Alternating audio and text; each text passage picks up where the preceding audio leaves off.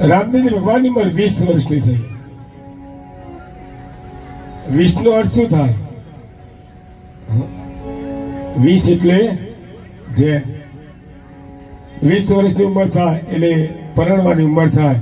માતા પિતા પરિવાર વાળા ચિંતા કરે, હવે મારા દીકરાના હક પર થઈ જાય, દીકરો પરણી જાય, વાત જોતા હોય. 20 એટલે છે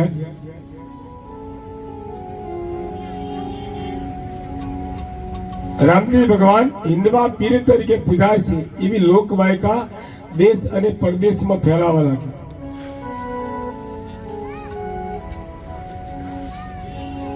હિન્દવા પીર તરીકે પૂજાવા લાગ્યા.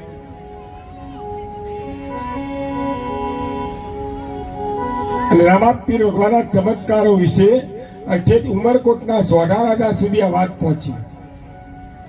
ઉમરકોટના સોઢા રાજાનું નામ હતું જસવંતસિંહ રાજા. જસવંતસિંહ રાજા. ઓ રવિબેન, શું છે?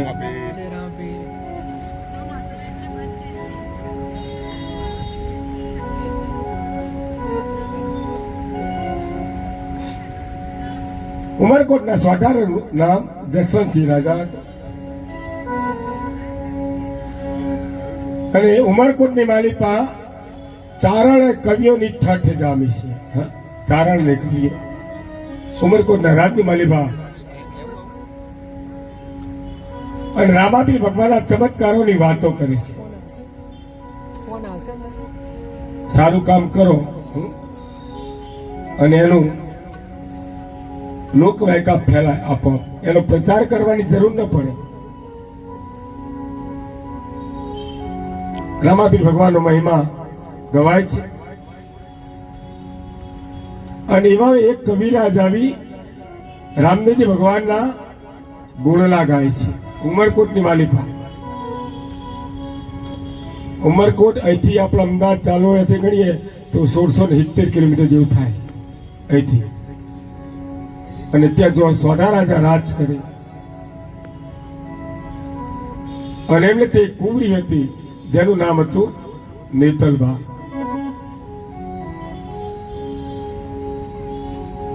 અને કવિરાજ આવી રામદેવજી ભગવાનની પ્રશંસા કરે છે અને રામદેવજી ભગવાનના ગુણ ગાય.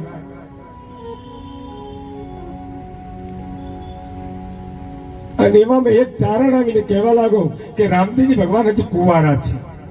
અજમલજીના કુંવર છે ને એ હજુ કુંવારા છે.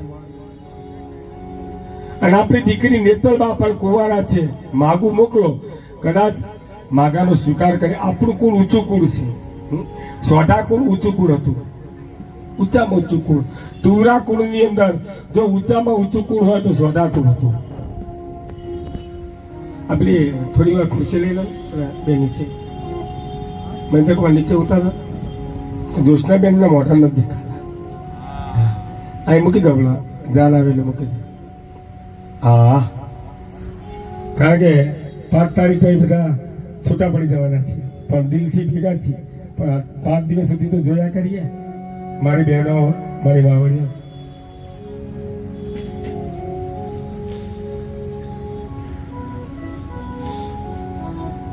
રામદેવજી ભગવાનના ગુણલા ગાય કે રામદેવજી ભગવાન કુંવારા છે.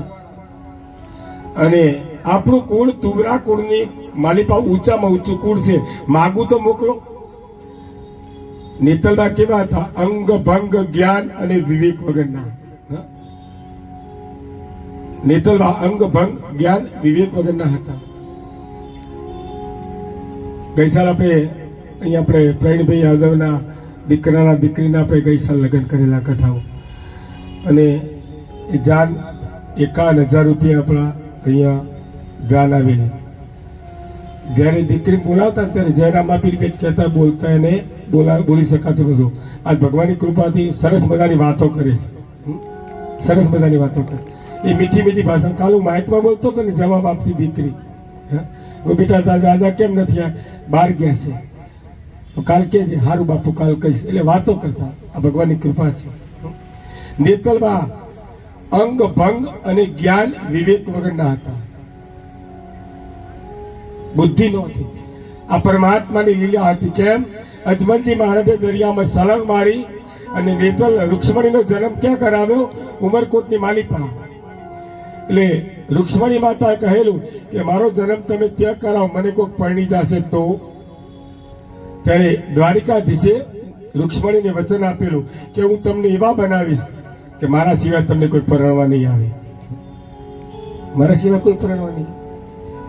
આવું વચન આપેલું. એટલે ઉમરકોટની માલિપા આ નેતલબા રૂક્ષ્મણીનો અવતાર કહેવાય. પણ પરમાત્માની કૃપાથી અંગ ભંગ જ્ઞાન વિવેક વગરના પરમાત્મા બનાવ્યા છે. વિવેક વગરના. એટલે કોઈએ કહ્યું કે માગું તો મોકલો, બહુ ના પાડશે. માગું મોકલવામાં શું હરકત છે? માગું તો મોકલો. એટલે ગોર મહારાજને બોલાવ્યા. એ ગોર મહારાજ, તમે જાઓ પોકરણગઢમાં જાઓ અને અજમલજીના કુંવર રામદેવજી આપણી દીકરી નેતલબાનું માગું લઈને જાઓ અને રૂપિયો અને કંકોત્રી બધું લઈને જાઓ. કદાચ અજમલજી મહારાજ 5 ગામના ગરાસિયા છે. 5 ગામ અજમલજી મહારાજને હતા.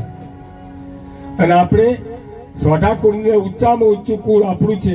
કદાચ ઊંચું કુળ જોઈને અંજાઈ જાય તો ના કહેવાય ને, માટે જાઓ તો ખરા. એટલે ગોર મહારાજ રૂપિયો અને શ્રીફળ લઈ પોકરણગઢ વધારે.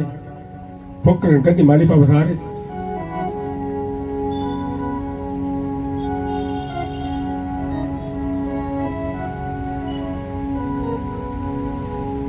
એટલે ખુરશી આપી રેણુકાબાન બીટો.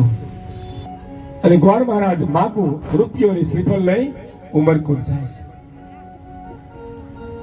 ઉમરકોટ પહોંચે. ગોર મહારાજને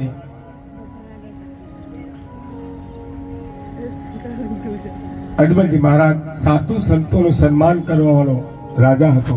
એટલે ગોર મહારાજને આસન આપીને બિરાજમાન કર્યા. અજમલજી મહારાજે પૂછ્યું કે હે ગોર મહારાજ, હે ભૂદેવ, આપ ક્યાંથી આવો છો? ત્યારે ગોર મહારાજે કહ્યું કે ઉમરકોટના સોઢા રાજાનો ગોર છું. હું આપના કુંવર રામદેવજીને જોવા આવ્યો છું. આપણા કુંવર રામદેવજીને જોવા આવ્યો છું. અજમલજી મહારાજને નવાઈ લાગી કે આવો વેવાય જો મને મળે તો મારા દીકરા રામદેવનો ભાવ સુધરી જાય. કારણ કે ઊંચું કુળ હતું, ઊંચામાં ઊંચું કુળ હતું. અજમલજી મહારાજને આનંદ થયો છે. કેમ? જસવંતજીના ત્યાંથી માગું આવ્યું છે. એટલું ઊંચું કુળ હતું. માગાનો સ્વીકાર કરે છે, તૈયારીમાં જ છે. અજમલજી મહારાજને આનંદ થયો છે કે મારે માગાનો સ્વીકાર કરી લેવો. કારણ કે રામદેવની જિંદગી સુધરી જાય, મારા રામદેવની, મારા રામાની જિંદગી સુધરી જાય, ભાવ સુધરી જાય. અને એવામાં મા મિલનદેવ ઓરડામાં મા મિલનને ખબર પડી કે ઉમરકોટના સોઢા રાજાના ત્યાંથી માગું આવ્યું છે. અને મેં સાંભળ્યું છે કે નેતલબા કદરૂપા છે, અંગ ભંગ જ્ઞાન વિવેક વગરના છે. એટલે મા મિલનદેવ અજમલજી મહારાજને ઈશારો કરે છે. ઓરડામાં ઉભા ઉભા ઈશારો કરે અજમલજી મહારાજને. બેનો ઈશારો કરે તો પતિદેવ સમજી જાય. ઘરમાં મહેમાનને જમાડવાના હોય ને તો ના જમાડવાના તો ખબર પડી જાય કે અમને કાઢવાની જરૂર છે ઘરમાં. અને જમાડવાના હોય તો ભાવ જુદો હોય, ઘરમાંથી વિદાય કરવા એનો ભાવ પણ જુદો હોય. એટલે મા મિલનને ઈશારો કરી અજમલજી મહારાજને ઘરમાં બોલાવે. સ્વામી, અજમલજી મહારાજ બેઠા. શું છે રાણી? માગાનો સ્વીકાર ન કરતા? માગાનો સ્વીકાર ન કરતા તો કેમ? નેતલબા કદરૂપા છે. નેતલબા અંગ ભંગ જ્ઞાન વિવેક વગરના છે. આપણા દીકરાના લગ્ન જો નેતલ સાથે થઈ જાય તો આપણા દીકરાનો ભાવ બગડશે. આપણા દીકરાનો ભાવ બગડે.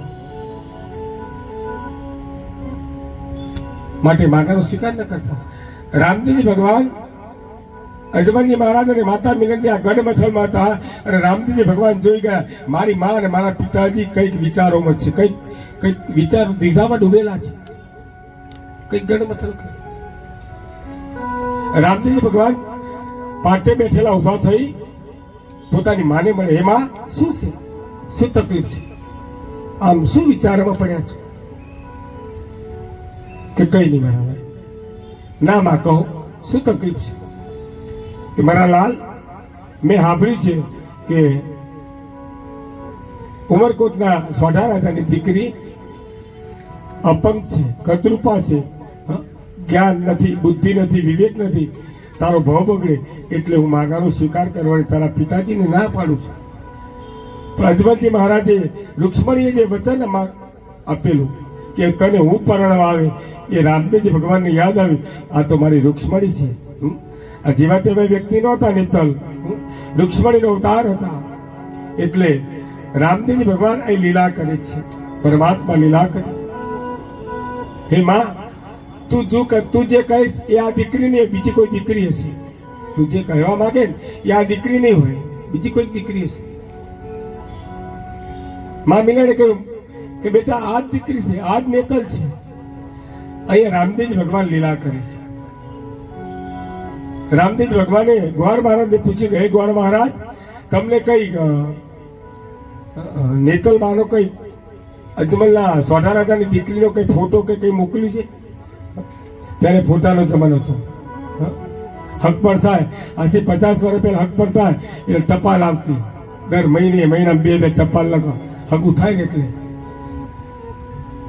અને સારું હતું, અંતરદેશી આવે ટપાલીની વાત જોતા હક પણ થાય એટલે કે હમણાં ટપાલ આવશે અને અંદર ફોટો મૂકેલો હોય, આ બધું ચાલતું. એ સારો હતો. અત્યારે મોબાઈલ આવી ગયા એટલે મોબાઈલ થી બધી વાર્તાલાપ ચાલે. જેટલું સારું છે ને એટલું જ ખરાબ છે આ મોબાઈલ, જેટલું સારું છે. એટલે રામદેવજી ભગવાને લીલા કરી કે કઈ ફોટો કે કઈ મોકલ્યું છે, કઈ પત્ર કે ફોટો આવું કઈ મોકલેલું નહીં. પણ પરમાત્મા એવી લીલા કરી, ગોર મહારાજના હાથમાં એમનો હાથ છે ને ગોર મહારાજના ખિસ્સામાં પરમાત્મા મુકાય. ભગવાને લીલા કરી છે. ખિસ્સામાં હાથ ગયો અને હાથ ગયો નથી, પત્ર નીકળ્યો, ફોટો નીકળ્યો અને રૂપના અંબાર તેજોમય તેજ મા ભવાની જોગમાયા રૂક્ષ્મણીનો અવતાર એવા મા ભગવતી નેતલ મારો ફોટો દેખાય. રૂપનો ફોટો છે એટલે મા મિલનના મનનું સમાધાન થયું.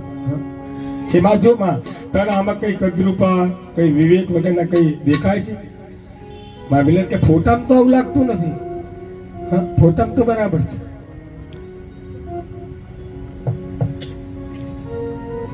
અને નેતલબાનો પત્ર નીકળ્યો. નેતલબાએ પત્ર લખેલો. પત્રમાં લખેલું, હે મારા જુગે જુગેના ભરથાર,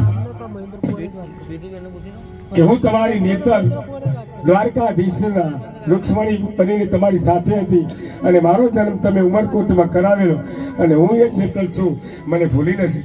આવો પત્ર રામદેવજી ભગવાને વાંચ્યો. રામદેવજી ભગવાન પત્ર પોતાના ખિસ્સામાં મૂકી અને પોતાની માના મનનું સમાધાન કરાવે છે. પોતાના મનનું સમાધાન કરે અને રામદેવજી ભગવાન ને પાઠે બેસાડે. મનનું સમાધાન થયું એટલે નાળીએ અને રૂપિયો સ્વીકાર કર્યો. 20 વર્ષની ઉંમર થાય એટલે હારી જો પત્ની મળી જાય, હારી ધર્મપત્ની મળે ને તો જિંદગી જીવવાની મજા આવે. ધર્મપત્ની મળે તો જિંદગી જીવવાની મળે. પત્ની મળે પનોતી થઈ જાય તો ઘરમાં ભૂખા નીકળી જાય. 20 એટલે છે 20 વર્ષે તમારા ને મારા બધાના આપણા માતા પિતા ચિંતા કરીને આપણા લગ્ન કરાવે. એક મને ધૂન યાદ આવી.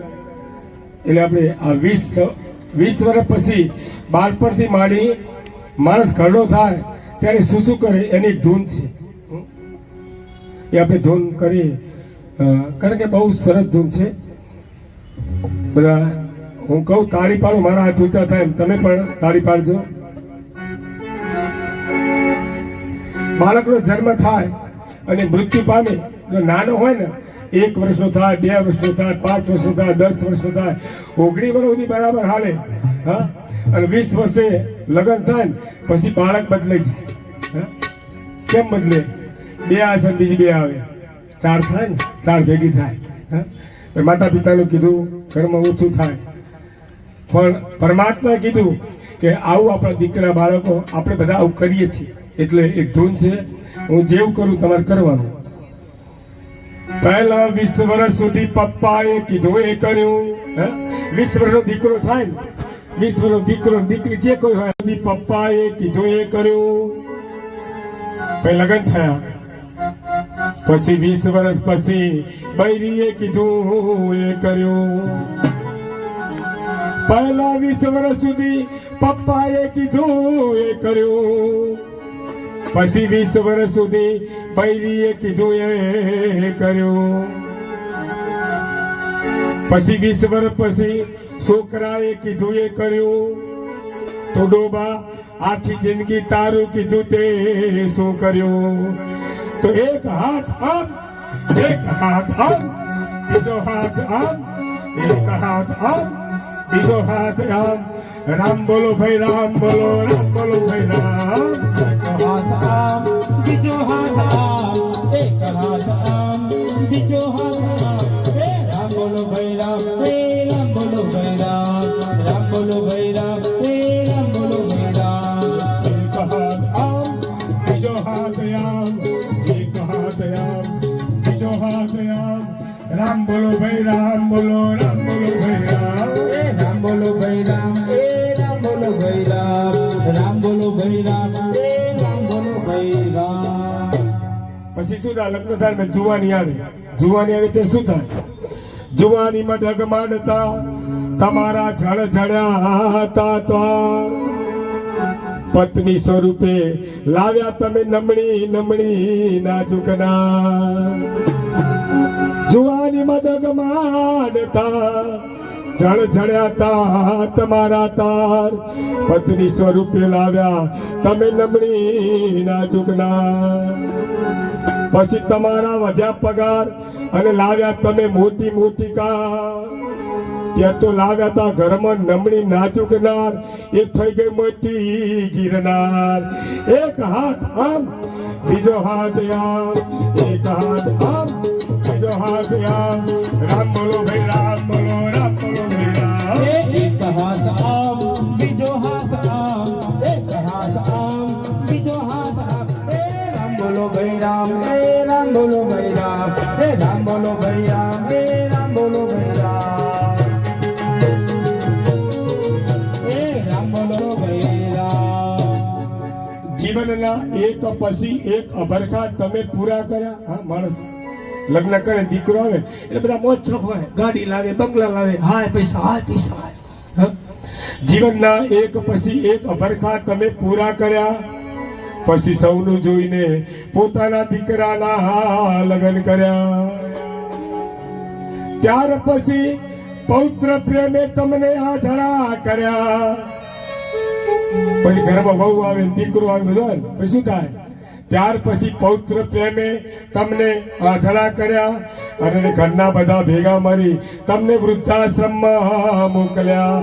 એક હાથ આમ, બીજો હાથ આમ, એક હાથ આમ, બીજો હાથ આમ. રામ બોલો ભાઈ, રામ બોલો, રામ બોલો ભાઈ રામ.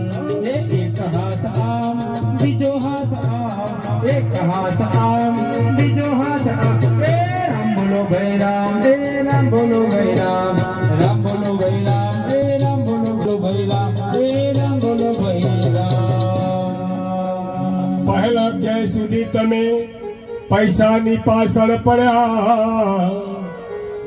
પહેલા ક્યાંય સુધી તમે પૈસાની પાછળ પડ્યા. પૈસો મળ્યા પછી તમે સત્તાની પાછળ પડ્યા. સ્ત્રી મળી પછી તમે સત્તાની પાછળ પડ્યા.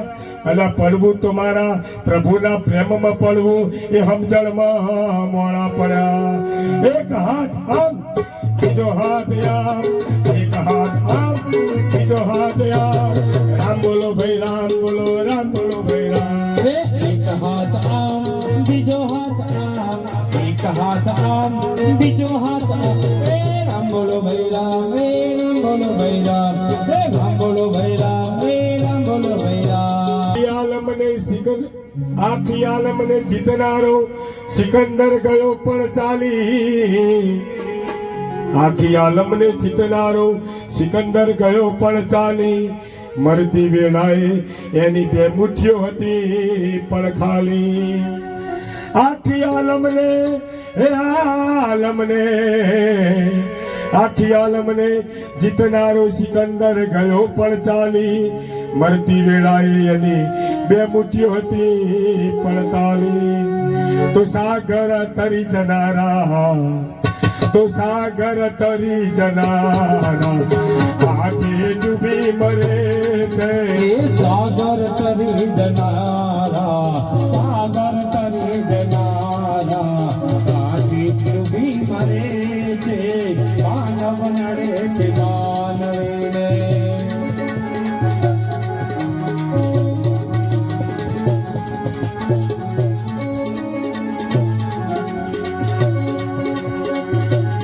અને થયા પછી માનવ નડે છે માનવીને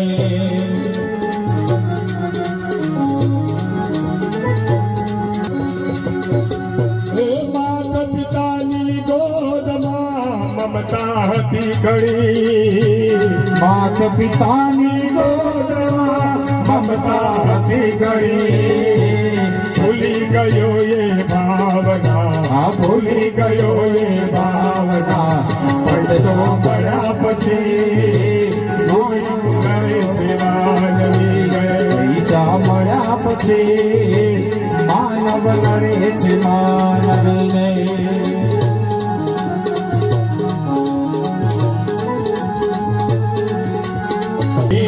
માનવ નડે છે માનવીને માનવ નડે 20 વર્ષની ઉંમર થાય એટલે જોઈતી પાવ ભરે છે જે માતા પિતા આપણને મોટા કર્યા છે જે માતા પિતા આપણને કોરામાં એ સુતા છે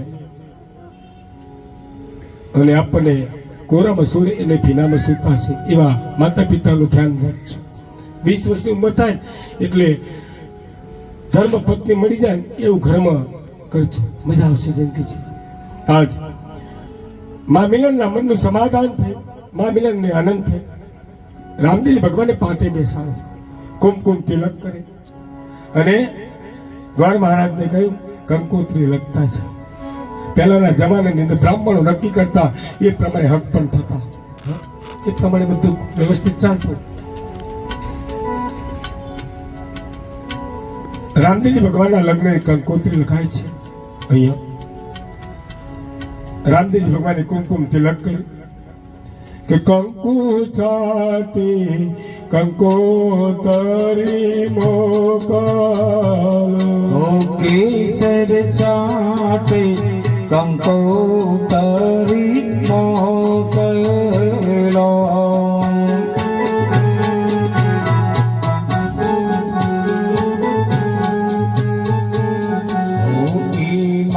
લખજો મારા રામા પીરના નામ હિમાલય કસ્તંભરો પિયો